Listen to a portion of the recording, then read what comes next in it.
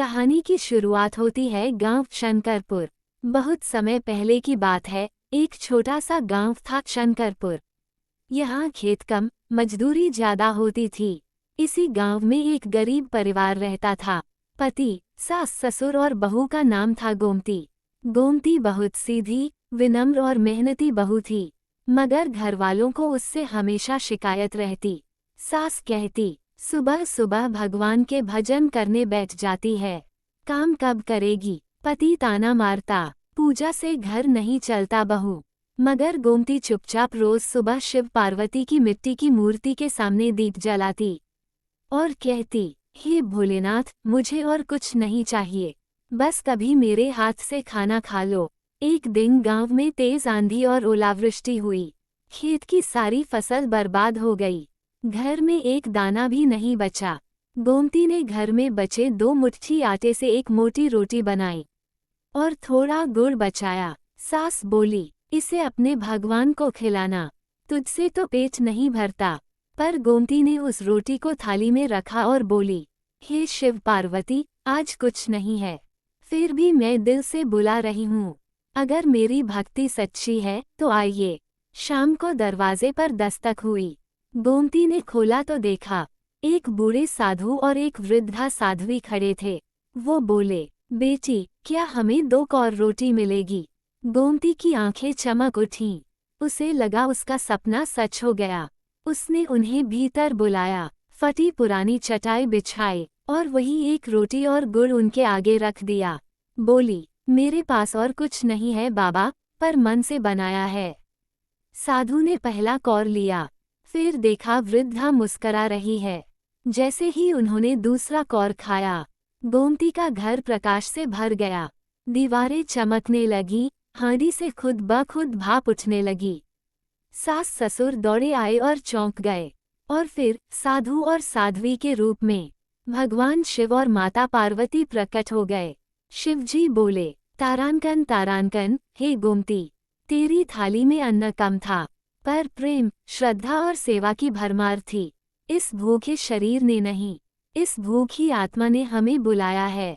तारानकन तारानकन। पार्वती माँ ने गोमती का हाथ पकड़ा और कहा, तारानकन तारानकन, बेटी, तेरी रसोई अब अन्न मंदिर बनेगी। जो भूखा आएगा उसे भोजन मिलेगा, जो रोता हुआ आएगा तुझे देखकर मुस्कुराएगा, और हर सावन की तीसरे सोमवार को हम तेरे हाथ से थाली खाने आएंगे। तारानकन तारानकन। गोमती के घर चमत्कार शुरू हो गए। रात को बिना आग के रसोई बन जाती, हांडी कभी खाली नहीं रहती। सास अब कहती, मेरी बहू नहीं, देवी है ये। गांव की बहुएं, जिनके साथ बुरा व्यवहार होता था, गोमती से सीखने आती सेवा, प्रेम और सच्ची भक्ति। कई वर्षों बाद गांव वालों ने गोमती के नाम से एक मंदिर बनाया। नाम रखा गोमती अंधाम। वहाँ कोई पंडित नहीं, हर बहू और बेटी स्वयं पूजा कर सकती है। हर सोमवार को वहाँ 108 थालियाँ सजती हैं और कहते हैं, रात को पायल की आवाज़ आती है, जैसे पार्वती माँ चल रही हूँ। जब कोई बहू सच्चे मन से भगवान को बुलाती है, वो सचमुच उसके घर आते हैं। रोटी का स्वाद धन से नहीं, प्रेम से आता है। शिव पार्वती मंदिरों में नहीं, उस थाली में होते हैं जो बिना स्वार्थ से किसी भूखे को दी जाए। हर बहू, चाहे कितनी भी गरीब क्यों न हो, भगवान के लिए देवी बन सकती है। जब से शिव पार्वती ने गोमती के हाथों से भोजन किया, उसके बाद रोज नया चमत्कार होने लगा। सुबह रसोई में जाते ही ताज़ी भाप निकलती, जैसे कोई पहले से खिचड़ी बना गया हो। घर में अनाज खत्म नहीं होता, जो भी बर्तन में डालो वो कभी खाली नहीं होता। और जो भी बीमार, दुखी या भूखा आता, एक कौर खाते ही उसका मन हल्का हो जाता। गांव में अब नई कहावत चलने लगी थी, कहीं भोजन ना मिले तो गोमती की रसोई में जरूर मिलेगा। लोग दूर दूर से आने लगे। गर्भवती महिलाएं, बूढ़े, बच्चे, जवान, हर कोई गोमती की रसोई से प्रसाद लेना चाहता। एक दिन गांव के कुछ अमीर लोगों को जलन हुई। उनमें से एक था जमींदार हरिकंचन। उसने कहा, ये सब ढोंग है, एक गरीब बहू में इतनी शक्ति कैसे हो सकती है। उसने गांव पंचायत में जाकर आरोप लगाया कि गोमती काला जादू करती है। भगवान उसके घर रोज क्यों आएंगे? पंचायत ने तय किया गोमती की परीक्षा होगी। उसे अगली पूर्णिमा को 500 भूखे लोगों को भोजन कराना होगा, बिना किसी से अनाज या मदद लिए।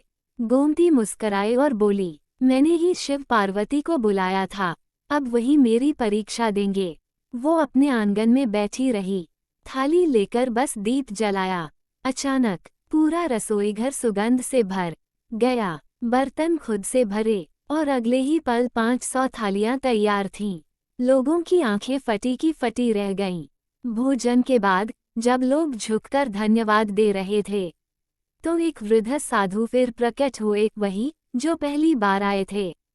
उन्होंने कहा, तुमने फिर से सिद्ध कर दिया, सच्चा प्रेम कोई नाटक नहीं, बल्कि सबसे बड़ा जादू होता है।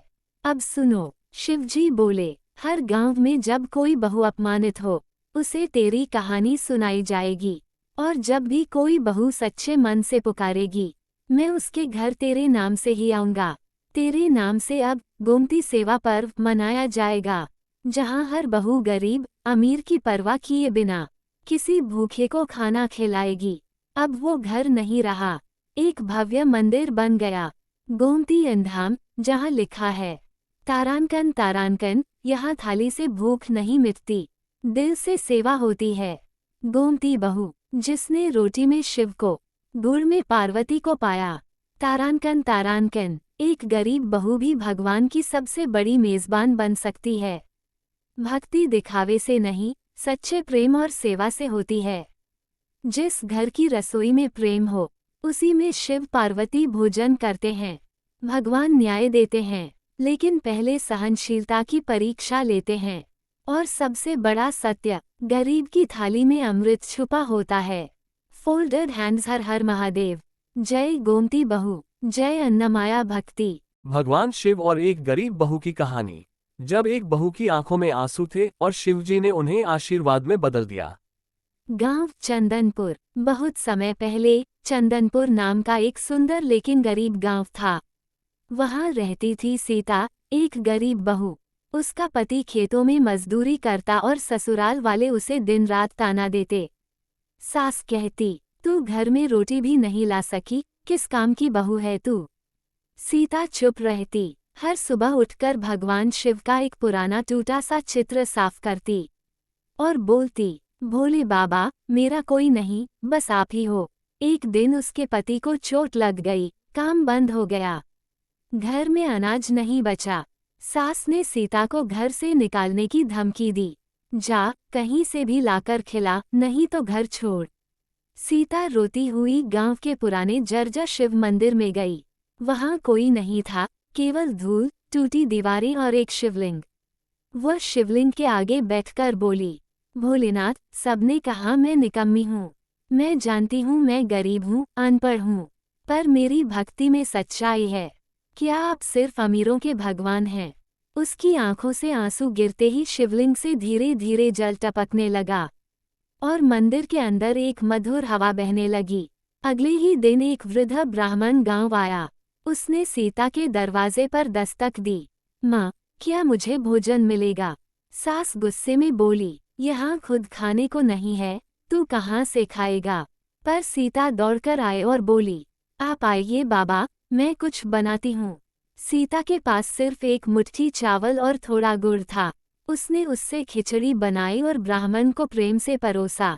ब्राह्मण ने मुस्कराकर कहा, बहू, तूने जो प्रेम से दिया वो अमृत से बढ़कर है। अब तुझे भगवान का वरदान मिलेगा। जैसे ही उन्होंने आखिरी कौर खाया, उनका रूप बदल गया। वो ब्राह्मण अब त्रिशूलधारी, जटाजुधारी स्वयं भगवान शिव बन गए। शिवजी बोले, हे सीता, तू गरीब हो सकती है, पर तेरी भक्ति अमीर है। तू अपमानित हो सकती है, पर तेरे आंसू मेरे लिए पूजा हैं। अब सुन, तेरे घर का चूल्हा कभी नहीं बुझेगा। तुझमें अन्नपूर्णा की कृपा होगी, जो तू पकाएगी वो सबके दुख हर लेगा। और इस गांव में जब भी कोई बहू अपमानित होगी, अगर वो तेरे नाम से प्रार्थना करेगी, मैं उसे बचाने आऊंगा। तारांकन तारांकन। सीता के घर में धीरे धीरे सुख बढ़ने लगे। पति को काम मिला, और खेतों में फसल दुगुनी होने लगी। सास अब कहती, मैंने जिसे ताना मारा, आज उसी की वजह से हमारा घर बचा है। गांव की बहुएं अब सीता दीदी कहकर उसका आशीर्वाद लेने आती। कई सालों बाद एक बहू मीरा, जिसे उसका पति मारता था, शिव मंदिर में रोती रही। उसने कहा, हे सीता बहू, अगर तू सच में शिव की भक्त थी तो मुझे बचा। अगले ही पल उसके पति को तेज बुखार चढ़ा और वह अचेत हो गया। स्वप्न में उसे भगवान शिव ने दर्शन दिए। अपनी पत्नी को देवी समझो, नहीं तो पाप से ग्रसित रहोगे। सुबह पति ने मीरा से क्षमा मांगी। गांव भर में फैला कि सीता बहू अब भी हमारी रक्षा कर रही है। चंदनपुर में अब एक मंदिर है, नाम है सीता बहू शिवधाम। वहां हर सोमवार को बहुएं अपने हाथ से रोटियां बेलती हैं और शिवलिंग को अर्पित करती हैं। मंदिर की दीवार पर लिखा है, जिसकी रसोई में प्रेम हो वहां भगवान स्वयं पधारते हैं, और जिस बहू के आंसू सच्चे हों उसे भगवान खुद न्याय दिलाते हैं। भक्ति किसी जात, पैसे या स्थिति की मोहताज नहीं होती। गरीब की थाली में प्रेम सबसे बड़ा अन्न है। भगवान शिव केवल हिमालय में नहीं, गरीब बहू के आंसू में भी बसते हैं। जो दूसरों को तुच्छ समझे वो शिव की नज़रों से गिर जाता है, और जो खुद को तुच्छ माने उसे भगवान सिर पर बिठा लेते हैं। फोल्डेड हैंड्स, हर हर महादेव। जय सीता बहू, जय सेवा, जय सहनशीलता, जय न्यायप्रिय शिव। गरीब बेटी, सौतेली माँ का कहर और शिवजी का न्याय। प्राचीन समय की बात है। एक गांव था जो घने जंगलों और पहाड़ों से घिरा हुआ था। वहाँ एक गरीब लड़की गंगा रहती थी। उसकी माँ का स्वर्गवास उसके जन्म के समय ही हो गया था और उसके पिता एक साधारण किसान थे। कुछ वर्षों बाद उसके पिता ने दूसरी शादी कर ली। उसकी नई माँ कौशल्या देखने में तो सुंदर थी, लेकिन उसका हृदय पत्थर से भी कठोर था। वह गंगा से नफरत करती थी और उसे हमेशा ताने देती थी। गंगा को दिन रात घर के सारे काम करने पड़ते, लेकिन फिर भी उसे भरपेट खाना नहीं मिलता। उसकी सौतेली माँ और उसका बेटा माधव अच्छे कपड़े पहनते और स्वादिष्ट भोजन करते, जबकि गंगा फटे पुराने कपड़े पहनती और बचा खुचा खाना खाती। उसके पिता उसे बहुत प्यार करते थे, लेकिन वह अपनी पत्नी के कठोर स्वभाव के कारण कुछ नहीं कह पाते थे। गंगा को केवल एक ही सहारा था, भगवान शिव। रोज सुबह वह पास के पुराने शिव मंदिर जाती, वहां शिवलिंग पर जल चढ़ाती और प्रार्थना करती, हे भोलेनाथ, मेरी रक्षा करें, मुझे शक्ति दे कि मैं इस अन्याय को सह सकूं। एक दिन गंगा की सौतेली माँ ने उसे घर से बाहर निकाल दिया।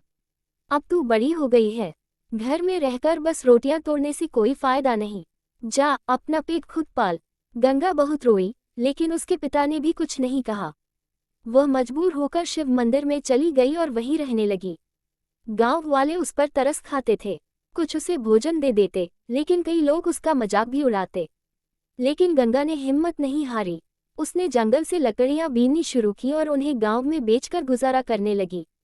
हर रोज वह भगवान शिव की पूजा करती और उनसे प्रार्थना करती, हे भोलेनाथ, क्या गरीबों का कोई सहारा नहीं? क्या न्याय हमेशा चलता रहेगा? भगवान शिव कैलाश पर्वत पर बैठे माता पार्वती से बातें कर रहे थे। माता पार्वती ने कहा, नाथ, आपकी यह भक्तिन कितनी कठिनाइयां सह रही है, क्या आप उसकी सहायता नहीं करेंगे?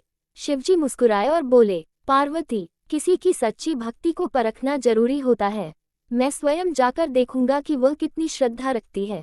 ये कहकर शिवजी एक बूढ़े साधु का रूप धारण कर गांव पहुंचे। गंगा मंदिर में बैठी थी। साधु ने कहा, बेटी, मैं बहुत भूखा हूँ, क्या मुझे कुछ खाने को मिलेगा? गंगा के पास उस दिन बहुत कम भोजन था, लेकिन उसने बिना सोचे विचारे वह साधु को दे दिया। साधु ने मुस्कुराकर पूछा, बेटी, तू खुद भूखी है, फिर भी तूने अपना भोजन मुझे दे दिया। गंगा बोली, महादेव की कृपा से मेरे लिए कुछ न कुछ अवश्य आएगा, लेकिन भूखे को भोजन कराना मेरा कर्तव्य है। साधु ने प्रसन्न होकर कहा, बेटी, मैं तुझसे बहुत प्रसन्न हूँ, मांग, क्या वरदान चाहिए? गंगा ने कहा, मुझे धन दौलत नहीं चाहिए, मुझे बस इतनी शक्ति दे कि मैं अपनी मेहनत से अपना जीवन चला सकूं और कभी किसी का अहित न करूं। साधु ने उसे आशीर्वाद दिया और अदृश्य हो गए। गंगा की लकड़ी बेचने की आमदनी अचानक बढ़ने लगी। उसके पास अच्छे कपड़े और भरपेट भोजन होने लगा। ये देखकर उसकी सौतेली माँ को जलन होने लगी। उसने सोचा, जरूर इस लड़की को कोई छिपकर धन दे रहा है। एक दिन उसने अपने बेटे माधव से कहा, जा पता कर कि यह लड़की इतनी जल्दी अमीर कैसे बन गई। माधव ने गुप्त रूप से गंगा का पीछा किया और देखा कि हर दिन एक बूढ़ा साधु उसे आशीर्वाद देता है और उसकी लकड़ियां तुरंत बिक जाती हैं।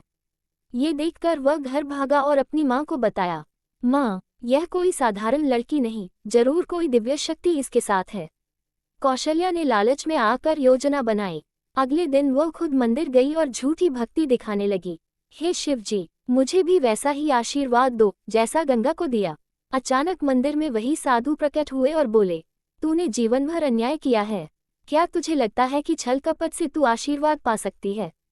लेकिन कौशल्या नहीं मानी। उसने कहा, मैं सच में आपकी भक्त हूँ। साधु ने मुस्कुराकर कहा, अच्छा, तो कल सुबह घर लौटते ही तुझे तेरे कर्मों का फल मिलेगा। अगले दिन जब कौशल्या अपने घर पहुंची तो वहां आग लग चुकी थी। उसका सारा धन जलकर राख हो चुका था।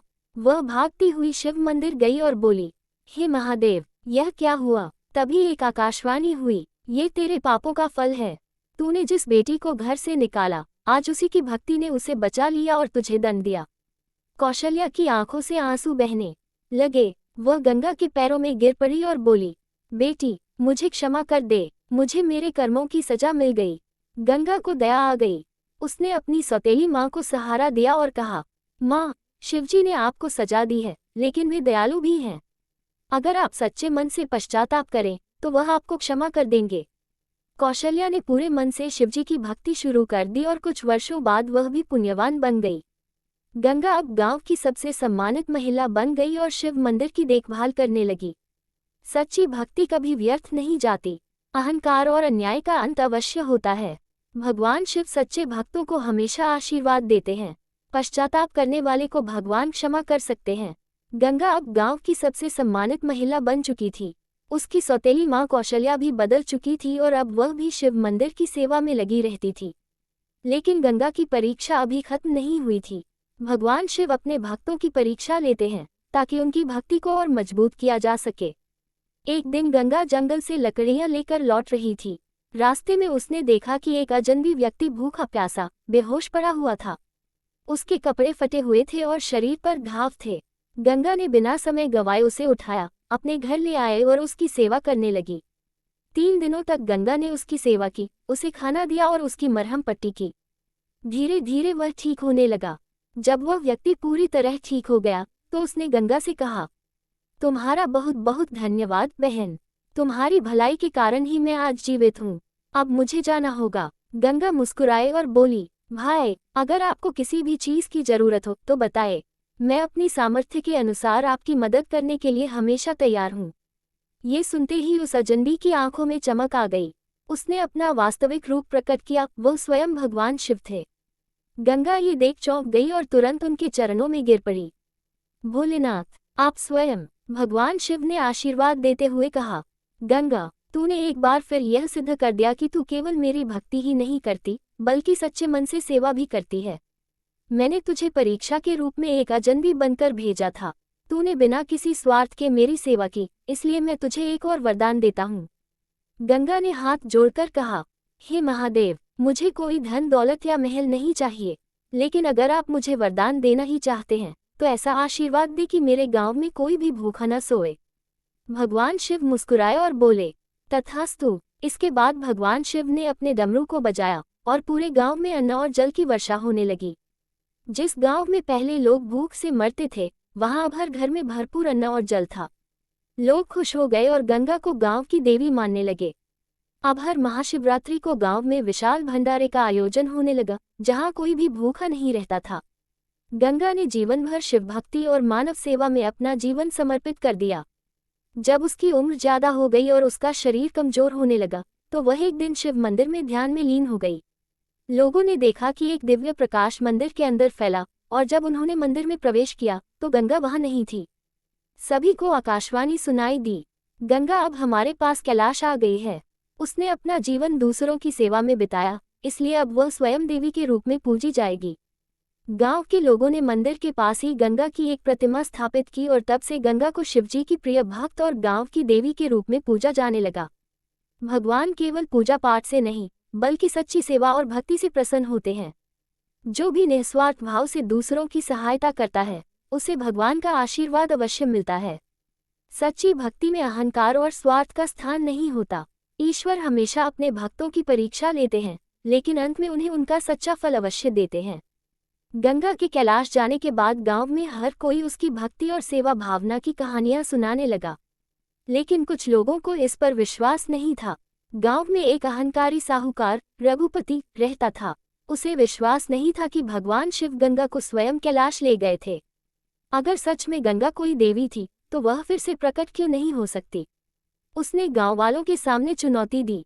गांव के बुजुर्गों ने समझाया, रघुपति, भगवान और उनके भक्तों की शक्ति को मत ललकारो, यह अहंकार तुम्हें भारी पड़ेगा।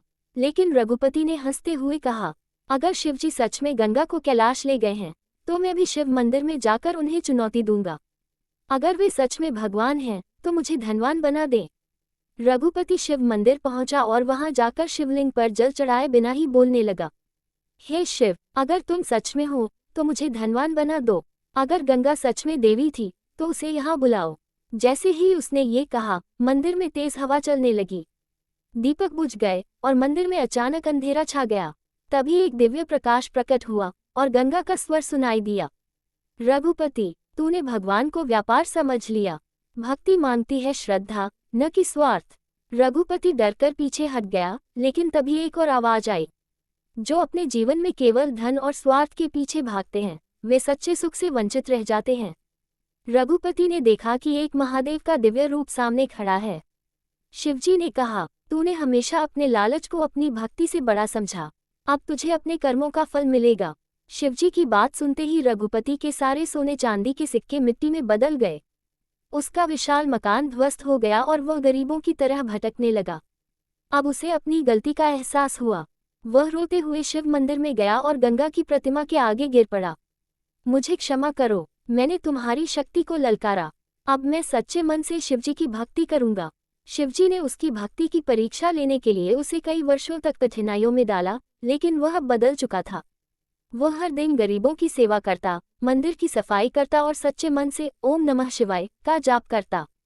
10 वर्षों की कठिन तपस्या के बाद शिवजी ने उसे दर्शन दिए और कहा, अब तू सच्चा शिव भक्त बन गया है, तुझे मेरा आशीर्वाद प्राप्त होगा। इसके बाद रघुपति को न केवल धन मिला, बल्कि सच्ची शांति और भक्ति भी मिली। गंगा की भक्ति के कारण उस गांव का नाम गंगापुर रख दिया गया। वहां हर साल गंगा और शिवजी की विशेष पूजा होती। जो भी वहां आकर शिवलिंग पर जल चढ़ाता और सच्चे मन से ओम नमः शिवाय का जाप करता, उसकी सभी मनोकामनाएं पूरी होती। यह मंदिर आज भी गंगापुर में स्थित है और वहां हर साल महाशिवरात्रि पर विशाल मेला लगता है।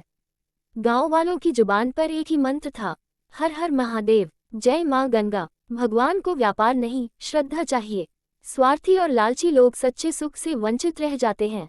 सच्ची भक्ति से भगवान स्वयं भक्तों की परीक्षा लेते हैं और उन्हें सही मार्ग दिखाते हैं। गंगा जैसी भक्ति और सेवा करने वालों को भगवान हमेशा अपना आशीर्वाद देते हैं। ओम नमः शिवाय, जय मां गंगा। शिव पार्वती और गरीब सास बहू की चमत्कारी कथा। बहुत समय पहले की बात है।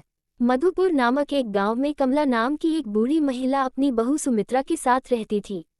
कमला के पति का देहांत हो चुका था और उसका बेटा भी एक दुर्घटना में स्वर्ग सिधार गया था।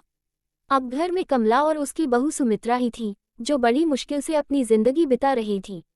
उनके पास एक टूटा फूटा कच्चा घर था, जिसमें छत से पानी टपकता और दीवारें कमजोर हो चुकी थी। रोजगार का कोई साधन नहीं था और खाने के लिए अन्न तक मुश्किल से मिलता था। लेकिन सास बहू की एक खास बात थी, वे भगवान शिव और माता पार्वती की परम भक्त थीं। हर सोमवार को दोनों शिव मंदिर जाकर जल चढ़ाती और भोलेनाथ से विनती करती, हे भोलेनाथ, हमारी गरीबी दूर करें, हमें सच्चा मार्ग दिखाएं। गांव में धनीराम नाम का एक अमीर सेठ रहता था। उसके पास सोने चांदी की थालियां, बड़े बड़े खेत और ढेरों नौकर चाकर थे। लेकिन वह बहुत कंजूस था। गरीबों की मदद करना तो दूर, वह उनसे ठीक से बात तक नहीं करता था। एक दिन कमला और सुमित्रा सेठ के पास गई और कहा, सेठ जी, क्या हमें कुछ काम मिल सकता है? हम मेहनत करने को तैयार हैं। सेठ ने हंसकर कहा, मेरे यहाँ तो नौकरों की भी जरूरत नहीं, तुम क्या करोगी? फिर उसने मजाक उड़ाते हुए कहा, अगर भगवान शिव तुम्हारी मदद करेंगे तो जाकर उन्हीं से काम मांगो। सास बहू बहुत दुखी होकर लौट आई, लेकिन उन्होंने शिवजी की भक्ति नहीं छोड़ी। शिवजी और माता पार्वती कैलाश से अपने भक्तों की परीक्षा लेते रहते थे। एक दिन माता पार्वती ने शिवजी से कहा, नाथ, ये सास बहू सच्ची भक्त हैं, लेकिन उन्हें बहुत कष्ट झेलना पड़ रहा है। हमें कुछ करना चाहिए। भोलेनाथ मुस्कुराए और बोले, देवी, भक्तों की परीक्षा भी जरूरी है। चलिए, हम स्वयं उनकी परीक्षा लेते हैं। शिव पार्वती ने भिखारी का वेश धारण किया और गांव में कमला के घर के पास पहुंचे। जब कमला और सुमित्रा ने उन्हें देखा तो वे भागकर उनके पास आई और बोली, महाराज, आप भूखे होंगे। हमारे पास बहुत कम अन्न है, लेकिन हम आपको भोजन कराएंगे। वे अपने घर के आखिरी आटे से रोटियां बनाकर भिखारियों को खिला देती हैं। शिवजी और पार्वती बहुत प्रसन्न होते हैं। अचानक शिवजी अपने असली रूप में प्रकट होते हैं और आशीर्वाद देते हैं, तुम दोनों ने अपनी भूख की परवाह किए बिना हमें भोजन कराया। अब तुम्हारे घर में कभी अन्न की कमी नहीं होगी। ये कहकर शिवजी ने अपना त्रिशूल जमीन पर मारा और वहां से सोने की एक हांडी प्रकट हो गई। शिवजी बोले, ये हांडी कभी खाली नहीं होगी। जब भी इसे खोलोगी, इसमें गर्म गर्म भोजन मिलेगा। सास बहू ने खुशी से शिव पार्वती के चरण पकड़ लिए और आभार जताया। अब कमला और सुमित्रा न सिर्फ खुद अच्छा भोजन करने लगी, बल्कि गांव के बाकी गरीबों को भी खिलाने लगी। जब धनीराम सेठ को ये खबर मिली तो वह जल भून गया। एक गरीब औरत के पास ये चमत्कारी हांडी कैसे हो सकती है? उसने लालच में आकर रात में चोरी करने की योजना बनाई। सेठ ने रात में चुपके से उनके घर से हांडी चुराए और अपने घर में जाकर खोला। जैसे ही उसने हांडी खोली, उसमें से आग की लपटें निकलने लगी और सेठ का पूरा घर जलने लगा। सेठ को अपनी गलती का एहसास हुआ। वह दौड़ता हुआ सास बहू के पास आया और हाथ जोड़कर बोला, मुझे क्षमा कर दो, मैंने लालच में आकर बहुत बड़ी भूल की। सास बहू ने शिवजी से प्रार्थना की और सेठ का घर फिर से ठीक हो गया। इस चमत्कार के बाद गांव में सभी लोग शिवभक्त बन गए। सेठ ने अपनी आधी संपत्ति गरीबों को दान कर दी। कमला और सुमित्रा की शिव भक्ति की कहानी दूर दूर तक फैल गई। हर सोमवार गांव के लोग मिलकर शिवजी के मंदिर में भंडारा करने लगे। सच्ची भक्ति और दया का फल हमेशा मिलता है। जो गरीबों की मदद करता है, भगवान उसकी हर परेशानी दूर कर देते हैं। लालच का नतीजा हमेशा बुरा होता है। शिवजी अपने भक्तों की परीक्षा लेते हैं, लेकिन अंत में उनकी रक्षा भी करते हैं। शिवजी के आशीर्वाद से कमला और सुमित्रा का जीवन पहले से बहुत अच्छा हो गया था। उनके घर में कभी भोजन की कमी नहीं होती थी। गांव के लोग भी उनका बहुत सम्मान करने लगे। हर सोमवार को वे शिव मंदिर में भंडारा करती, जिससे और भी गरीबों को भोजन मिलने लगा। अब सास बहू ने एक और बड़ा निर्णय लिया। हम सिर्फ भोजन नहीं, बल्कि लोगों की और भी मदद करेंगे। उन्होंने अपने घर के पास एक छोटा सा आश्रय स्थल धर्मशाला बनाया, जहां बेघर लोगों को रहने की जगह मिलती, बीमारों की सेवा होती, कोई भी भूखा आता तो उसे खाना मिलता। धीरे धीरे ये गांव का सबसे पवित्र स्थान बन गया और लोग इसे शिव सेवा सदन कहने लगे। गांव में एक और धनी साहूकार गोवर्धन दास रहता था। वह बहुत अहंकारी था और गरीबों को तुच्छ समझता था। उसने कभी किसी की मदद नहीं की और अपने धन पर गर्व करता था। जब उसने देखा कि सास बहू को इतना सम्मान मिल रहा है, तो उसे जलन होने लगी। उसने गुस्से में कहा, ये दोनों औरतें बस दिखावा कर रही हैं। अगर ये सच में इतनी महान होती तो इन्हें खुद शिवजी का आशीर्वाद क्यों मिला? मैं भी अगर चाहूं तो इनसे बड़ा भंडारा कर सकता हूँ। उसने घोषणा कर दी, अगले सोमवार को मैं पूरे गांव को भोजन कराऊंगा। मेरे पास इतना धन है कि मैं इस छोटी सी सास बहू की तरह नहीं, बल्कि शाही तरीके से भंडारा करूंगा। गांव के लोग उत्सुक हो गए कि क्या होगा। अगले सोमवार गोवर्धन दास ने बड़े बड़े पकवान बनवाए। सोने चांदी की थालियों में भोजन परोसा गया।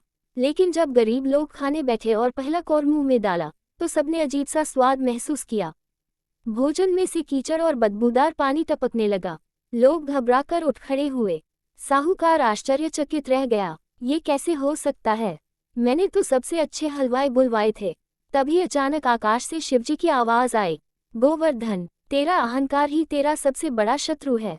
सेवा धन से नहीं, मन से होती है। जब तक तुम्हारे हृदय में दया नहीं होगी, तब तक तुम्हारा भोजन कोई नहीं खाएगा। ये सुनते ही साहूकार को अपनी गलती का एहसास हुआ। वह सास बहू के पास आया और उनके पैर पकड़कर माफी मांगी।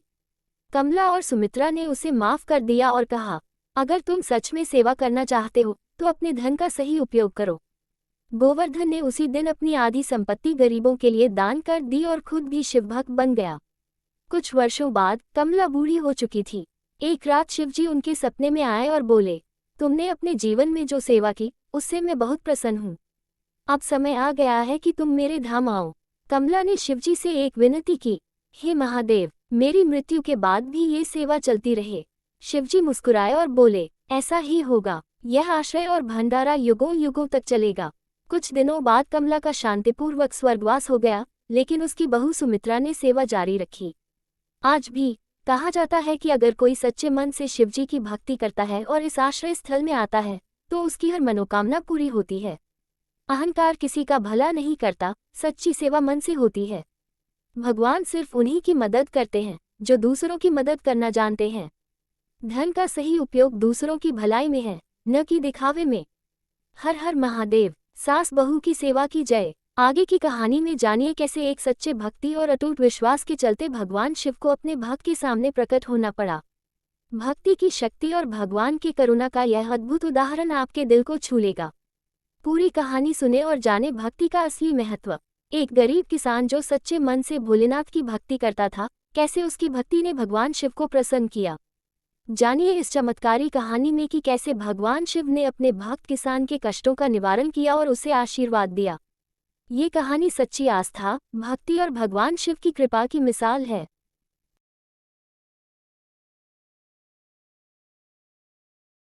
भगवान शिव और भूखा भिखारी। बहुत समय पहले की बात है। काशी के एक कोने में एक भिखारी रहता था जिसका नाम रामू था। वह जन्म से ही गरीब था और उसकी कोई संतान या परिवार नहीं था। वह रोज गंगा घाट के किनारे बैठकर लोगों से भीख मांगता और जितना भी मिलता उसी से अपना पेट भरता। लेकिन कई बार उसे खाली पेट सोना पड़ता। रामू के मन में हमेशा एक ही सवाल उठता, भगवान क्या सच में हैं? अगर हैं तो मुझे रोज भूखा क्यों सोना पड़ता है? एक दिन रामू को पूरा दिन भीख नहीं मिली। वह बहुत परेशान था। सूरज डूब चुका था, लेकिन उसे खाने को एक दाना तक नहीं मिला। उसने काशी के प्रसिद्ध शिव मंदिर के सामने जाकर हाथ जोड़ लिए और रोते हुए बोला, हे महादेव, मैं सुनता आया हूँ कि आप अपने भक्तों को कभी भूखा नहीं रहने देते। क्या मैं आपका भक्त नहीं? क्या मेरा कोई सहारा नहीं? ये कहकर वह मंदिर की सीढ़ियों पर ही सो गया। रात के समय जब चारों ओर सन्नाटा छा गया था, तभी एक अजीबोगरीब आवाज सुनाई दी, रामू उठो। रामू ने आंखें खोली तो उसने देखा कि एक भिखारी उसके सामने खड़ा था। वह साधारण फटे हुए कपड़े पहने था। उसकी आंखों में गजब का तेज था, लेकिन चेहरा अजीब सी शांति से भरा हुआ था। उसके हाथ में मिट्टी का एक कटोरा था जिसमें गर्मागर्म खिचड़ी रखी थी। उस भिखारी ने कहा, रामू, लो इसे खा लो, ये तुम्हारे लिए भेजी गई है। रामू को कुछ समझ नहीं आया, लेकिन उसकी भूख इतनी तेज थी कि उसने बिना कुछ सोचे उस खिचड़ी को खाना शुरू कर दिया। खिचड़ी इतनी स्वादिष्ट थी कि रामू ने पहले कभी ऐसा खाना नहीं चखा था। जब रामू ने खाना खत्म किया और ऊपर देखा तो वह भिखारी वहां नहीं था। सुबह होते ही रामू मंदिर के पुजारी के पास गया और पूरी बात बताई। पुजारी उसकी बात सुनकर मुस्कुराए और बोले, रामू, तुम कितने भाग्यशाली हो। वह कोई साधारण भिखारी नहीं, स्वयं भगवान शिव थे जो तुम्हारी भक्ति की परीक्षा लेने आए थे। रामू ये सुनकर अवाक रह गया। भगवान शिव, उन्होंने खुद मुझे खाना खिलाया। उसे अपनी आंखों पर यकीन नहीं हो रहा था। उसकी आंखों में आंसू आ गए और वह शिवलिंग के सामने गिर पड़ा। उस दिन के बाद रामू ने भीख मांगना छोड़ दिया। वह शिव मंदिर में सेवा करने लगा। वह श्रद्धालुओं के लिए भंडारा लगाने में मदद करता। वह गरीबों को खाना खिलाने लगा जैसे भगवान शिव ने उसे खिलाया था। धीरे धीरे उसकी जिंदगी बदलने लगी। लोग उसे शिव का कृपापात्र कहने लगे। कई वर्षों बाद जब रामू बहुत बूढ़ा हो गया तो एक दिन वह फिर से भूखा था। उसने शिवलिंग के सामने जाकर कहा, हे महादेव, आपने मुझे अपनी भक्ति में लगा दिया, लेकिन अब मेरी शक्ति जवाब देने लगी है। मैं अब और सेवा नहीं कर सकता। तभी अचानक मंदिर के गर्भगृह से एक दिव्य प्रकाश निकला और रामू को भगवान शिव और माता पार्वती के दर्शन हुए। शिवजी बोले, रामू, अब तुम्हारा समय पूरा हुआ। तुम सीधे कैलाश आओगे, जहां अब तुम्हें कभी भूख नहीं लगेगी। रामू ने जय भोलेनाथ का नारा लगाया और उसी क्षण उसकी आत्मा भगवान शिव में विलीन हो गई। भगवान अपने भक्तों की हमेशा रक्षा करते हैं। भक्ति और सेवा से जीवन में असली आनंद मिलता है। जो दूसरों को भोजन कराता है वह शिवजी का प्रिय होता है। रामू की मृत्यु के बाद काशी में अनोखा चमत्कार हुआ। जब लोगों ने रामू का अंतिम संस्कार करने के लिए उसकी चिता को जलाया तो अचानक आकाश से मन सुगंध फैल गई। लोगों ने देखा कि रामू के शरीर से एक अद्भुत प्रकाश निकला और धीरे धीरे शिव मंदिर के शिवलिंग में समा गया। मंदिर में बैठे साधु और पुजारी हर हर महादेव के नारे लगाने लगे। उसी रात पुजारी को स्वप्न में भगवान शिव के दर्शन हुए। शिवजी बोले, रामू अब हमारे धाम में आ चुका है। उसने जो जीवन जिया वह हर इंसान के लिए एक सीख है। जो दूसरों को खिलाता है वह हमारा प्रिय बन जाता है। पुजारी सुबह उठा तो उसने देखा कि मंदिर के गर्भगृह में रामू की एक छोटी सी मूर्ति प्रकट हो चुकी थी, जिसमें वह हाथ जोड़े शिवजी की भक्ति में लीन था। काशी के लोगों ने फैसला किया कि अब से हर पूर्णिमा को मंदिर में रामू भंडारा लगेगा, जहां कोई भी भूखा नहीं रहेगा। इस दिन हजारों गरीबों को भोजन कराया जाता। इस परंपरा को देखकर दूर दूर से लोग आने लगे और यह भंडारा काशी की विशेष पहचान बन गया। लोग रामू को भक्तराज कहकर पुकारने लगे। कुछ वर्षों बाद काशी के राजा हरिहनन को रात में सपना आया। सपने में भगवान शिव बोले, राजन, जिस प्रकार रामू ने गरीबों को भोजन कराया, तुम भी अब ये सेवा शुरू करो। हमारे मंदिर के पास एक अन्न क्षेत्र बनाओ, जहां हर दिन कोई भी भूखा ना सोए। सुबह होते ही राजा ने अपने सैनिकों को बुलाया और रामू के नाम पर एक विशाल अन्न क्षेत्र बनवाया, जहां हर दिन हजारों लोगों को निःशुल्क भोजन मिलने लगा। ये देख काशी के लोग और भी ज्यादा शिवभक्त बन गए और उन्होंने राजा को शिवसेवक का नाम दिया। एक दिन मंदिर के पुजारी ने देखा कि शिवलिंग के ऊपर रामू की छोटी सी छवि उभर आई थी। लोग मानने लगे कि रामू अब भी शिवजी के साथ यहाँ मौजूद है और जो भी सच्चे मन से यहाँ आता है, उसकी भूख और गरीबी हमेशा के लिए मिट जाती है। कई व्यापारियों और गरीबों ने यहाँ आकर मनोकामना मांगी और वे धन धान्य से परिपूर्ण हो गए। आज भी काशी के इस मंदिर में रामू भंडारा चलता है। जो कोई भी भूखा इस मंदिर में आता है, उसे भोजन मिलता है। जो सच्चे मन से शिवजी और रामू भक्तराज का स्मरण करता है, उसकी हर मनोकामना पूरी होती है। हर महाशिवरात्रि को यहाँ लाखों श्रद्धालु आते हैं और प्रसाद पाते हैं। भूखे को भोजन कराना ही सबसे बड़ा पुण्य है। भगवान शिव हमेशा अपने भक्तों की परीक्षा लेते हैं, लेकिन अंत में उन्हें आशीर्वाद भी देते हैं। गरीब की सेवा करना ही असली भक्ति है।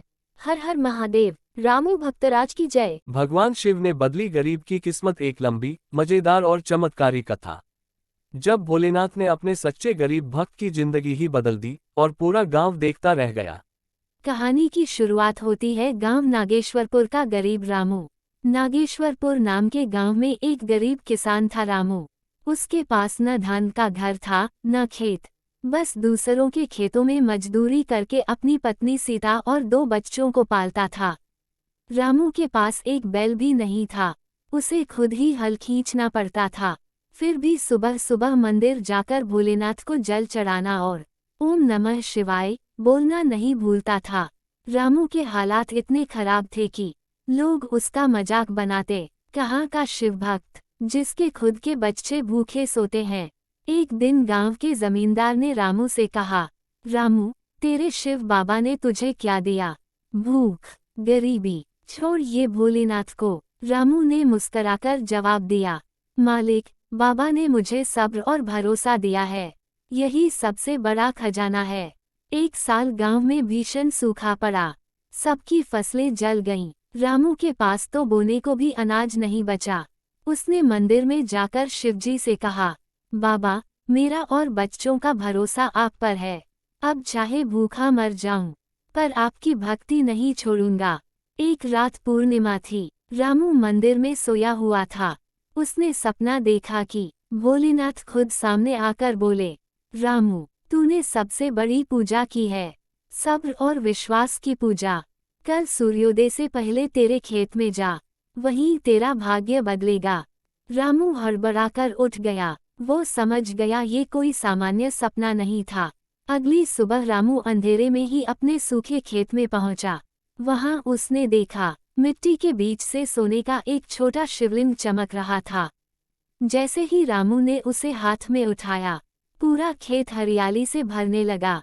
सूखी मिट्टी हरी घास में बदल गई और कुछ ही देर में खेत में लहलहाती फसल उगाई, जैसे कई महीनों की मेहनत का फल एक पल में मिल गया हो। तभी बादल घिर आए और केवल रामू के खेत पर बारिश शुरू हो गई। बाकी गांव में सूखा ही रहा। लोग दौड़कर रामू के खेत पर पहुंचे और देखा, उसका खेत सोना सा लहरा रहा था। गांव के लोग बोलने लगे, रामू के भोलेनाथ ने कमाल कर दिया। कौन कहता था भगवान नहीं होते। जमींदार, जिसने रामू को ताना मारा था, वो खुद शर्मिंदा होकर रामू के पैरों में गिर पड़ा। रात में फिर शिवजी रामू के सपने में आए और बोले, रामू, ये शिवलिंग अब तेरा नहीं, गांव का कल्याण करेगा। इसके पानी से जो भी खेत सींचेगा, उसमें कभी अकाल नहीं पड़ेगा। रामू ने शिवलिंग गांव के बीचों बीच स्थापित कर दिया और उसके चारों ओर गांव वालों ने मंदिर बना दिया। नाम रखा किस्मतेश्वर महादेव मंदिर। अब रामू का नाम गांव गांव में फैल गया। उसके खेत में हर साल दुगनी पैदावार होती। गांव के लोग उसके पास आकर अपनी फसलें ठीक करने की दुआ मांगते और रामू सबको शिवलिंग के पानी से सिंचाई करने देता। गांव में कोई भूखा नहीं रहा। रामू ने गांव के बच्चों के लिए स्कूल और गरीबों के लिए अन्न क्षेत्र खोल दिया।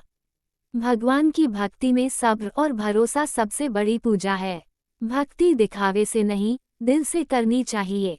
भगवान अपने भक्तों को कभी निराश नहीं करते। कभी देर से सही, पर देते जरूर हैं। और असली किस्मत वही, जो अपने सुख से दूसरों का भला करे। Folded hands. हर हर महादेव। जय किस्मत बदलने वाले भोलेनाथ। जय रामू किसान। भगवान शिव सेठ के घर भिक्षा मांगने आए। एक लंबी, मजेदार और चमत्कारी कथा। जब भोलेनाथ खुद भिक्षुक वेश में अमीर सेठ के अहंकार को तोड़ने आए और उसे सच्ची भक्ति का पाठ पढ़ाया। कहानी की शुरुआत होती है शहर सोनपुर का सबसे बड़ा सेठ। सोनपुर शहर में एक अमीर सेठ था, सेठ घनश्यामलाल।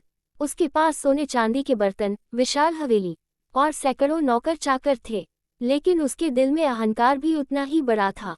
वो रोज मंदिर में जाकर भगवान शिव को दूध चढ़ाता, फूलों से अभिषेक करता, लेकिन भिखारी को एक रोटी तक नहीं देता। उसका मानना था कि भगवान सिर्फ अमीरों के पूजन से प्रसन्न होते हैं, गरीबों से उनका कोई लेना देना नहीं। सेठ हर सोमवार को मंदिर में हजारों का भोग चढ़वाता। लोग उसकी भक्ति की वाहवाही करते।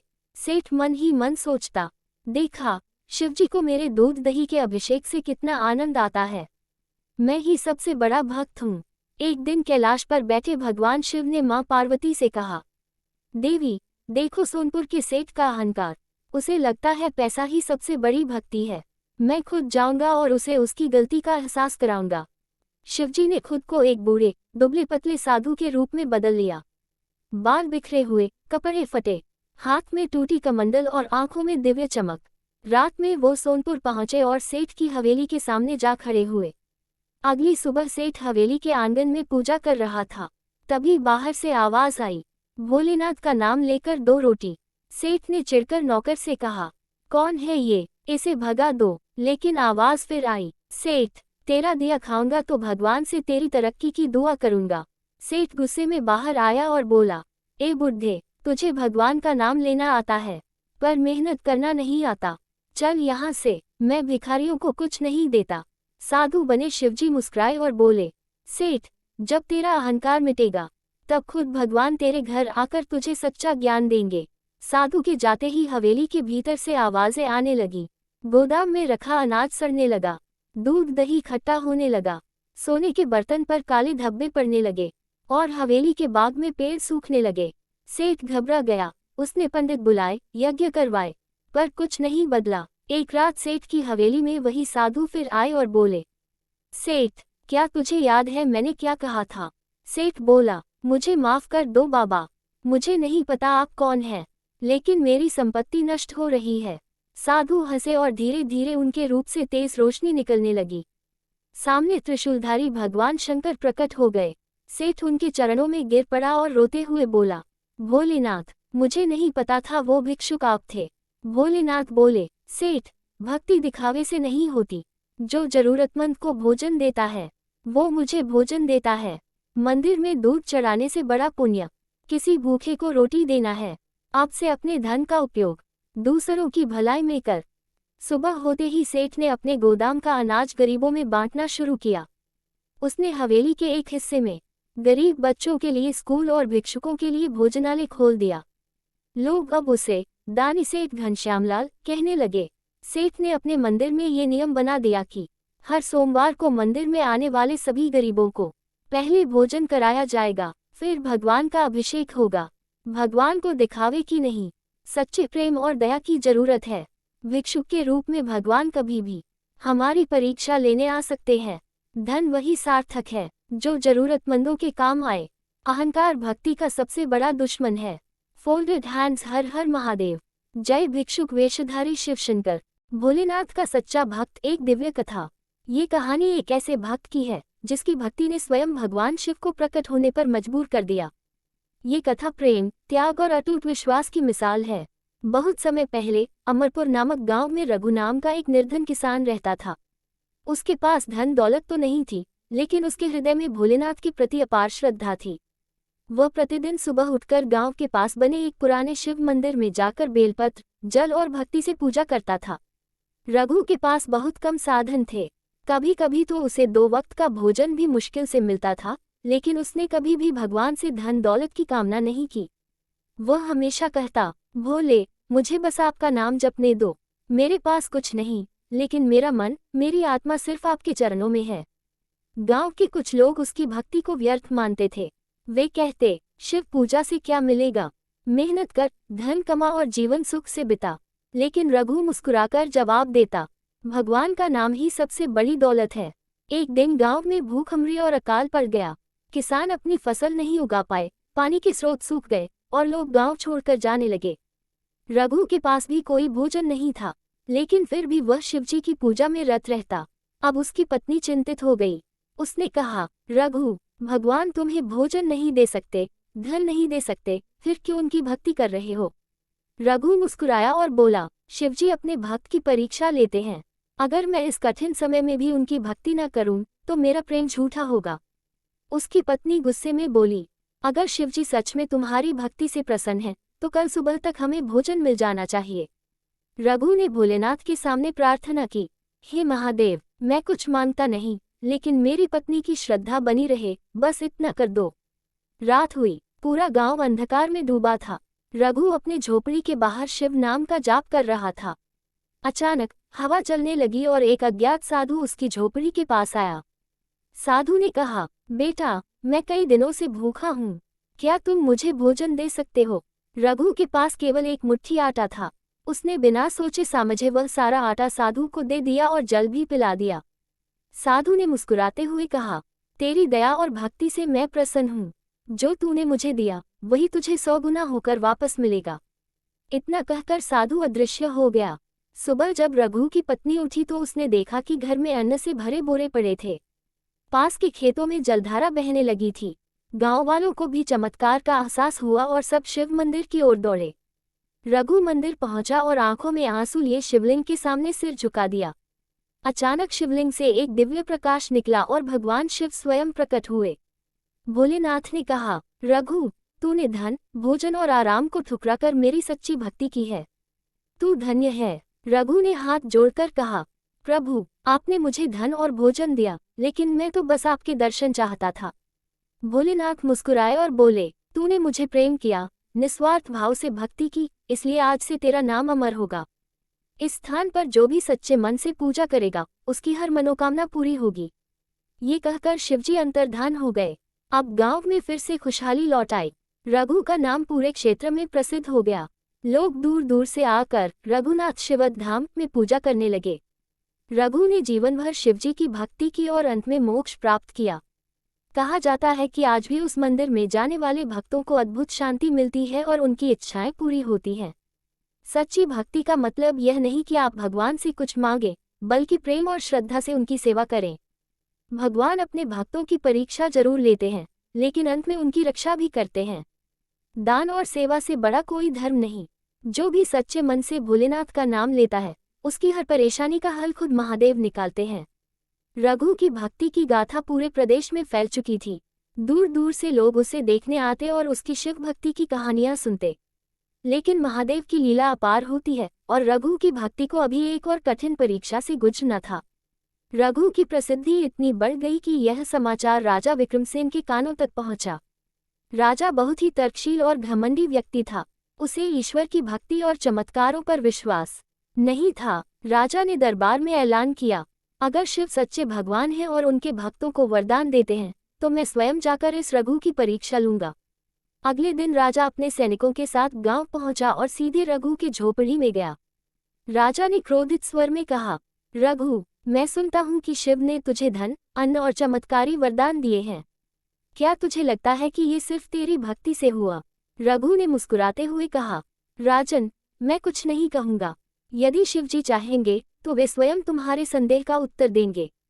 राजा ने एक कठोर निर्णय लिया, अगर तेरा शिव सच में सर्वशक्तिमान है तो मैं तुझे कारागार में डालूंगा और देखूंगा कि वो तुझे बचाने आता है या नहीं। सैनिकों ने रघु को पकड़ लिया और महल के कारागार में डाल दिया। गांव वालों में हाहाकार मच गया। सभी शिव मंदिर में जाकर प्रार्थना करने लगे। रघु ने जेल में भी शिवजी का जाप करना बंद नहीं किया। उसने अपना चित्त शिवलिंग की कल्पना में ही लीन रखा। राजा को यकीन था कि अब कोई चमत्कार नहीं होगा, लेकिन आधी रात को महल में अजीब घटनाएं होने लगीं। राजा का सिंहासन अचानक कांपने लगा। महल की दीवारों पर शिवजी की छवि उभरने लगी। महल के कुएं का पानी दूध में बदल गया। राजा के सिर में अचानक तेज दर्द होने लगा। राजा घबरा गया। वह समझ गया कि यह कोई साधारण घटना नहीं है। तभी एक तेज प्रकाश हुआ और महादेव स्वयं राजा के सपने में प्रकट हुए। भोलेनाथ ने कहा, राजन, तूने मेरे भक्त की परीक्षा ली, लेकिन उसकी भक्ति अटूट है। यदि तुझे मोक्ष चाहिए तो सुबह होते ही रघु से क्षमा मांग और उसे मुक्त कर। राजा नींद से हड़बड़ा कर उठा। वह कांपने लगा और तुरंत कारागार की ओर भागा। राजा ने रघु को देखा। वह अब भी ध्यानमग्न था, लेकिन उसके चेहरे पर दिव्य चमक थी। राजा उसके चरणों में गिर गया और बोला, हे रघु, मैं अज्ञानी था, मुझे क्षमा कर दो। अब मुझे भी शिव भक्ति का मार्ग दिखाओ। रघु ने राजा को उठाया और कहा, राजन, शिव सबको क्षमा करते हैं। अगर तुम सच्चे मन से भक्ति करोगे तो वे तुम्हें भी अपनाएंगे। उस दिन से राजा ने भी अपना अहंकार त्याग दिया और शिव भक्ति में लीन हो गया। कुछ वर्षों बाद जब रघु बहुत वृद्ध हो गया तो उसे महसूस हुआ कि अब उसका समय पूरा हो रहा है। वह शिव मंदिर में जाकर ध्यानमग्न हो गया। गांव वाले उसे चारों ओर से घेर कर देखने लगे।